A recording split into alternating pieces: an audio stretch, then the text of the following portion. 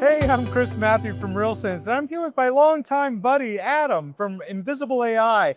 Hey, Adam, how are you? Hey, Chris, it's great to see you, man, as always. To catch up with you at an event like this, robots walking around everywhere, it's like my childhood fantasy land, yeah. Absolutely, yeah. The only thing we're missing is you and your full steampunk gear. Oh, it's in the RealSense spirit. All right. I've been wearing it all week long. And the Indian motorcycle, oh, of course. yeah, ride in on that, or maybe a robot dog. Yeah, absolutely. Well, tell us about yourself. So, Yeah. what can we learn? Yeah, absolutely. I'm responsible for business development at Invisible.AI.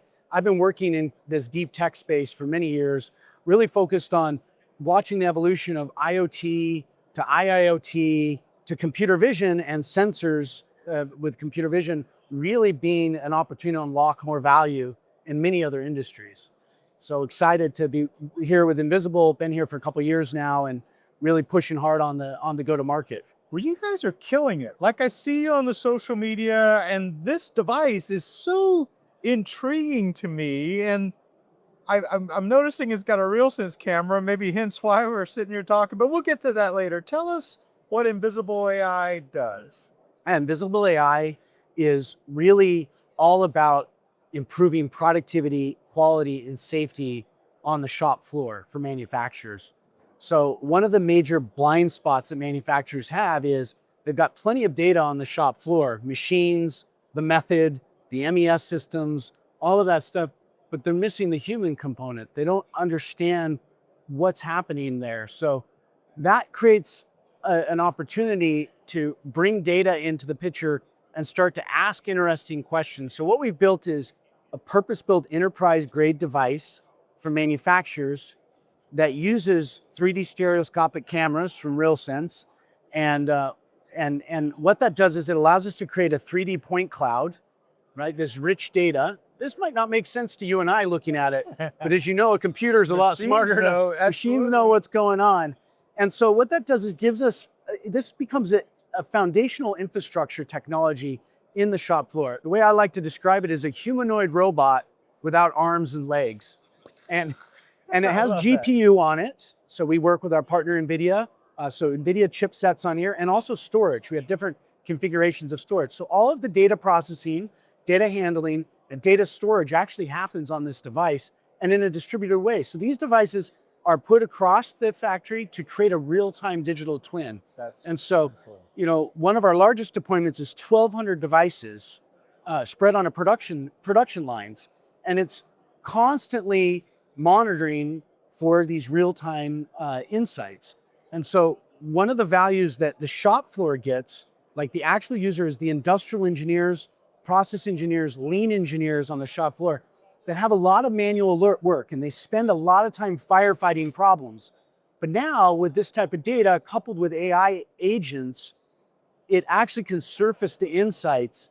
And so they can actually get to solving problems faster. That's amazing. And you know, supercharges those existing resources. Or if you don't have those resources, oftentimes, you know, people wear multiple hats in those roles. All of a sudden, you can provide them information on bottlenecks, on idle time, on machine downtime, on microstops. Again, the things that really go unseen on the factory floor.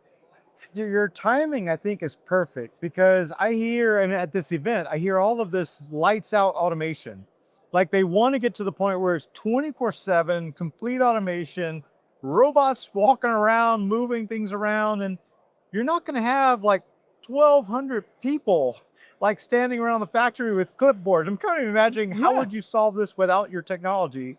People standing around with clipboards watching every moment, but then that's 24/7. You need 3 shifts of people. That's a lot of eyes in the factory floor with AI to power it. And I think you could, you mentioned LLMs, VLMs, vision language models. Yes. That allows you to ask it questions too, right? Yeah, so that's the big breakthrough that we've had really in the last, I would say, you know, even 8 months, you know, combined with NVIDIA's framework. So we use their blueprint, as well as 6 of our own AI models, right? These agents that do different tasks, are responsible for different tasks. But the capabilities of the VLM, these large video models for the machine vision to interpret what's going on has been tremendous. And of course, one of the things that we provide is the ability to create, we call them recipes, but they're basically prompts that the industrial engineer, and also all the way up to the factory, plant manager level, of being able to say, these are the things that I care about being watchful of on the shop floor. Let me know when there's any kind of anomalies or issues that are in there. So why is my production running behind, or the defect ratios? Like why is this happening? Yeah, there always is a human component, both in terms of you need a human in the loop to interpret this, and to take action on it, but also because the machine data doesn't tell you everything. And invariably what people ask is, even though we are taking insights from the data using the VLM, people still invariably ask for the 2D video even. Yeah. But if you just have regular security cameras and you think, oh, I can just use these cameras, 2D is not enough, right? You need depth. That's right? this. You need to be able to see everything, what's happening. You have to be able to see it, for material tracking, for scrap, for the micro stops and downtimes. Even like, I always think of the phrase, who watches the watchman? Oh, right? And so when you've got robots coming into the plant, how are you going to have the right digital fabric from an infrastructure layer perspective to ensure that you can orchestrate what's happening on the shop floor? So we really see this as immediate value we can deliver to the industrial engineers, right, that are building, operating, and troubleshooting the factories of the future. But more importantly, like, what's going to happen down the road, and how's that going to play out? It might be the robots that aren't operating properly. We talk about products, but it could be anything in the factory that's moving around or not moving around. And we were talking earlier about iteration, being able to like model or see what's happening now, adjust something in the automation, and immediately go back and say, did I make it better? Did I make it worse? What's happening? Well, I think that's the most beautiful thing about our platform. And again, it all starts with data.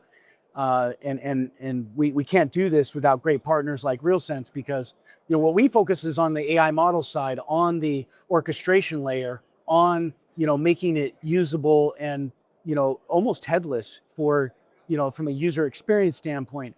But what is most amazing is being able to make a change in the physical world, because you still have to interact with the physical world, change the layout of the station, update the standard operating procedure, right? Maybe split 2 jobs into 2 more cells, or collapse jobs into 1 cell, right? And you have to be able to see the before and after condition, as they call it. And so our data will immediately surface that. And you can see if you got drift over time too as well. So it's not just, and that gets people really excited, because they can see the impact of their help on the floor, right? And also helping the team members. It becomes a tremendous coaching tool as well too. So it's not just data, and it's not sitting in an ivory tower. It's actually, you can use it on a practical level to coach and improve the working conditions on the shop floor. It almost doesn't even look like you need to get IT involved. Like, you just have someone mount these on the wall, and then you've got another Spark system here that's I guess collecting, and is this where your models run? That's a great question. So what I find really interesting is what you're kind of alluding to is, this device can be self-service. So a maintenance team that loves to take care of their machines, even they love system integrators, but they also like to DIY themselves. They can hang this up, right? It's completely on-premise on edge, right? So it needs no cloud connectivity.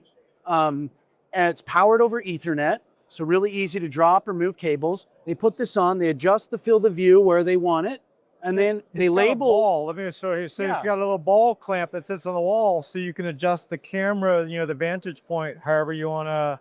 You could literally install this anywhere. Yeah. Or you could install this like this. Yes. I'm even thinking, if you need. And look at that beauty. They've got a which RealSense module? Yeah, D455. That's so cool. And so it's been it's what's really interesting. So these stitch together. We do auto extrinsics, right? So it auto stitches the image together into one contiguous frame, right? This happens to be just 4 units, right? We can put more units on to get more fidelity, but for the processes that they're trying to monitor, that's sufficient for the machine to understand what's going on. And Yeah, so the models run, some of them run on this device, and then we down select the little interesting tidbits, and then we run them on a little more horsepower Okay. on a little bit simpler device, an Okay. appliance. So Yep, we yep. don't have to use a big rack. We don't have to do like an RTX type, got to spend millions Buy of more dollars. servers, yeah. Just let's just get this going, get the agents, doing the heavy lifting and providing the insights in short order. So we use a combination of our own proprietary AI models, Yep. and then obviously the NVIDIA blueprint and their pipeline. It sounds like you've made this almost too simple to be true. Like it sounds really amazing. Why did you choose RealSense cameras? Well, I think first because of the data that we get for the price point that we get is a big deal for us, because we're talking about in some deployments in one plant, 1,200 to 1,500 devices That's a lot of eyes. plus GPU, Yeah. right, plus storage Yep. on device. Yep. And so we need our BOM cost to be relatively low for the value that what we're providing. But also it's the toolkit, it's the tool set that we get to be able to develop on top of that, right? And the data that we provide. And we just haven't found anything out there that can do that. We think that LiDAR is also overkill for what we're doing right now. And so I would say it's the toolkit and the right price point for us for the functionality and capabilities. Well, thank you for your business. RealSense appreciates it, and I'm super excited about this device, which makes me wonder what's next. Do you have any super secret things cooking up as a company? Yeah, I mean, I would say the one thing I'd like to tease is we're going to be releasing a white paper soon with Cisco, and that's going to be big, especially for CTOs, CIOs to really understand what this means for the factory of the future and why they need it. And Cisco sees the vision. Hopefully, when you read the white paper, be released soon. I can't say anything about it right now. Stay tuned. But stay tuned. I think it's really going to give a clearer picture with a partner like Cisco about why this is important to think about. So really exciting things to come. I can't wait to see the white paper and learn more. But as you're talking, my brain keeps racing that factories just feel like your beachhead, that this would work anywhere. Like anywhere where you need more eyes on an operation. Yeah, so we started out in automotive. We have 6 of the top 10 automotive manufacturers that we're working with today. We really hardened the technology over the last 5 years. Really in the last 3 years started deploying at scale, meaning being enterprise ready enough in automotive. And now we feel like, okay, we're ready to move into some of the new markets. So we've started to work with some adjacent markets, tier 1 automotive suppliers, tier 2 automotive suppliers. We're doing some forward-looking pilots in some other verticals like medical devices, actually food and beverage, and a few others that have very similar pain points. And we started out really thinking about the world famous Toyota production system. Everyone knows that they're the godfathers of lean manufacturing. And they do it all on paper. And with this digitalization that's happening, it's not just about like, what can I see? It's like, how do my process and my workflows today and the way we work, how is it going to change with AI in the future? So they started to think, how can we digitize the things we do today, like spaghetti diagrams? That's like something that people will hear and think of. Moving line charts, audits, time studies, all of these things that are lean engineering, paper marvels that they've managed to do it on paper and still have the level of tremendous quality. We're going to help them take that quality to the next level. You're bringing AI to them. That's what we're doing. This device. Well, hats off to everything you guys have accomplished. I feel like you're a startup, but you're not. Like you've had so many successes, in the space early. Like it's just amazing to me what you've done. We're thankful for our partnership with you guys, and it's so nice to reconnect with you here, and such a fun place to be. Hanover Messe is where we're at. Yeah, it's great to be here with you, Chris. Thanks so much. Thank you, Adam. Take care. Awesome. Yeah, you too, buddy.